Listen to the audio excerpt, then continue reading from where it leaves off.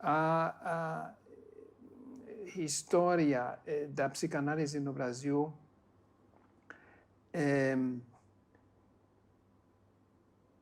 reflete, segundo a minha opinião,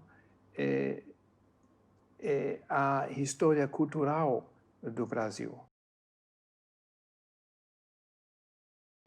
Entendo que a psicanálise ela chegou ao Brasil em três vertentes distintas. Bom, a instalação da psicanálise no Brasil é hiper precoce, né? Quando o famoso psiquiatra, né, Juliano Moreira, vai para a Europa no final do século XIX, ele tem contato lá com Kraepelin, com a obra de Kraepelin, e ele descobre ao mesmo tempo, no momento que estava sendo publicado, a interpretação do sonho do Freud. Chega através de personalidades, as mais importantes personalidades do meio psiquiátrico, médico, carioca, né? Gente como Juliano Moreira, o fundador da psiquiatria, Antônio Storgesio, o fundador da neurologia, Henrique Roxo, Maurício de Medeiros, Neves Manta, Medeiros de Albuquerque, depois, mais tarde, nos anos 20, em São Paulo, né, Franco da Rocha, Arthur Ramos da Bahia, ainda nos anos 20. Enfim, o que tem de melhor no campo da medicina, no campo da psiquiatria, né? Ou seja, a psicanálise ela tinha uma função nesse momento, vamos dizer assim, de autonomização da psiquiatria brasileira e de construção do nosso parque manicomial, asilar, das nossas cidades-estado psiquiátricas, né? É muito importante. Chega como método para o tratamento da histeria, esse é o primeiro interesse, né, que enfatiza, isso é importante, a sexualidade, a importância da sexualidade na etiologia das neuroses. No quadro, portanto, de uma espécie de renovação da diagnóstica psiquiátrica, né? Uma diagnóstica que impunha um papel fundamental para a sexualidade.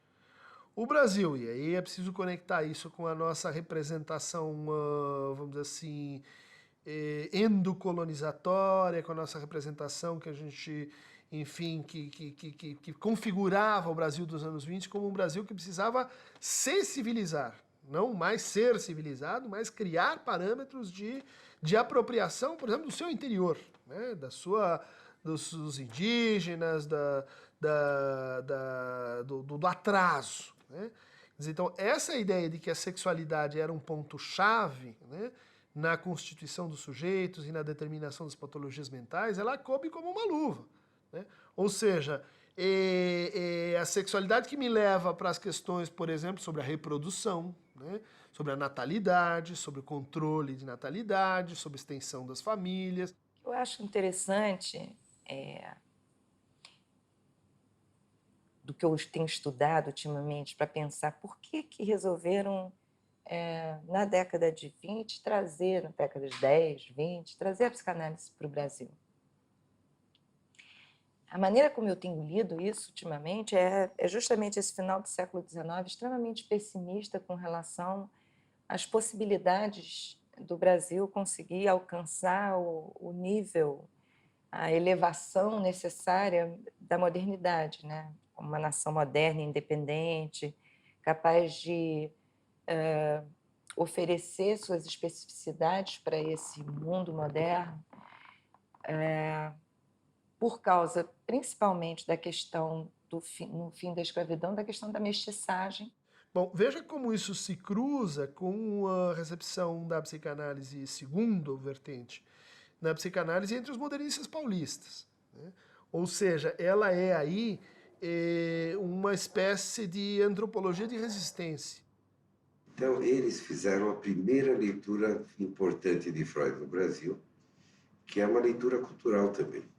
Então, Oswald de Andrade cita Freud 3 vezes no Manifesto Antropofágico, e o que você contrapõe à caretice social, ao establishment, ao atraso, é a pulsionalidade. Ela é uma peça para a gente pensar o Brasil fora do esquema, vamos dizer assim, higienista, né, que muitas vezes flertava com a ideia de que o Brasil só seria um país viável se a gente branqueasse a nossa população. Por quê?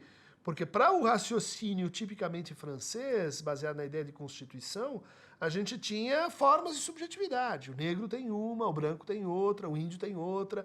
E pensar o Brasil é pensar a equação entre esses diferentes tipos de sujeito.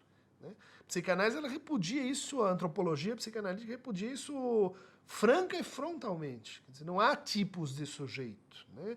Há um sujeito e ele, bom, em todos os sonhos ele sonha a partir de desejos recalcados, infantis, sexuais, não tem o sexual do negro, o infantil do branco, o recalcado do índio, é uma teoria universalista do ponto de vista do sujeito, né?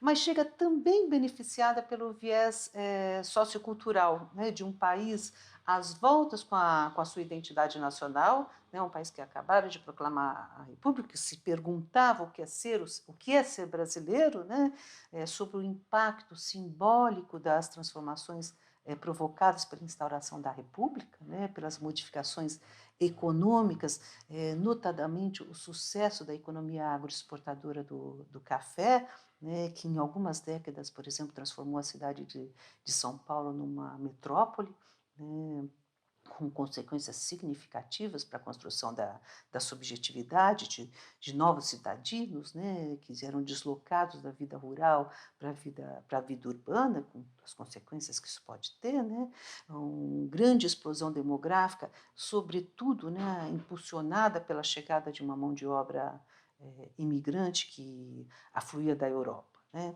Então, uma das grandes questões que naquele momento mobilizava a atenção, e não só dos governantes, né, mas também da intelectualidade da época, né, era justamente de definir o que é ser brasileiro, né, e como se constrói a nação brasileira, como se constrói o sujeito brasileiro. Né.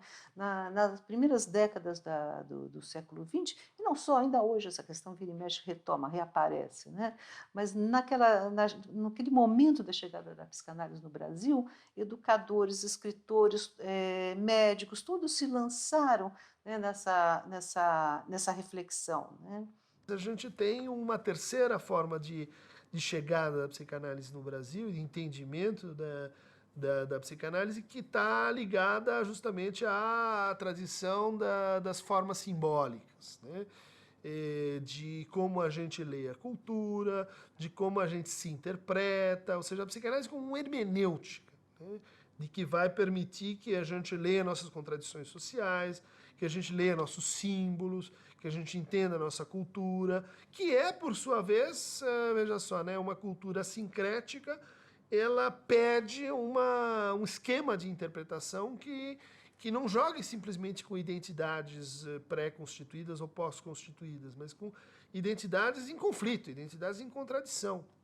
Isso vai ser, então, uma ponta de lança para o debate da psicanálise com a arte, né, com a estética, que vai ser muito importante até os anos 50. Né? As primeiras bienais, elas eram extremamente sensíveis à presença de psicanalistas e ao entendimento, né, das nossas formas culturais a partir da psicanálise.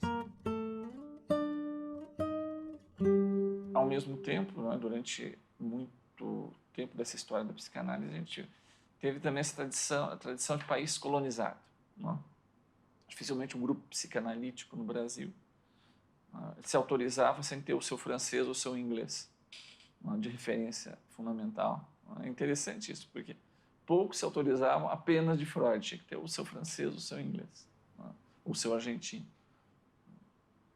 E essa acaba sendo um dos problemas maiores, eu acho, da tradição, uma das questões maiores da tradição da psicanálise no Brasil. Eu diria assim, não é tanto o que é uma psicanálise brasileira, mas o que é um contexto brasileiro na história do movimento psicanalítico. Eu colocaria a coisa como nesse viés antropofágico, né? Quer dizer, aquilo que nós tomamos do outro e digerimos à nossa maneira, né? Deixamos como uma marca agora né, ao nosso modo. Mas, por outro lado, há também coisas que não foram digeridas e que é o momento de fazê-lo, né? Acho que... Então, nada pode ser mais vivo do que uma relação analítica em relação à cultura na qual você está trabalhando. Se você é um analista alienado em outra história, em outro momento histórico, em outra cultura, você não escuta nada. E o que eu vejo na psicanálise brasileira é também essa possibilidade de trazer uma contribuição para o movimento psicanalítico, né, de uma maneira consistente, né, com os instrumentos que são os nossos, né, com a tradição que é nossa. A gente não tem, por exemplo, as mesmas raízes, né, sociais, e mesmo culturais de constituição, né, do fazer teórico, do fazer clínico. Né? Nós temos o nosso, e aos poucos a gente começa a ver a fecundidade desse fazer brasileiro.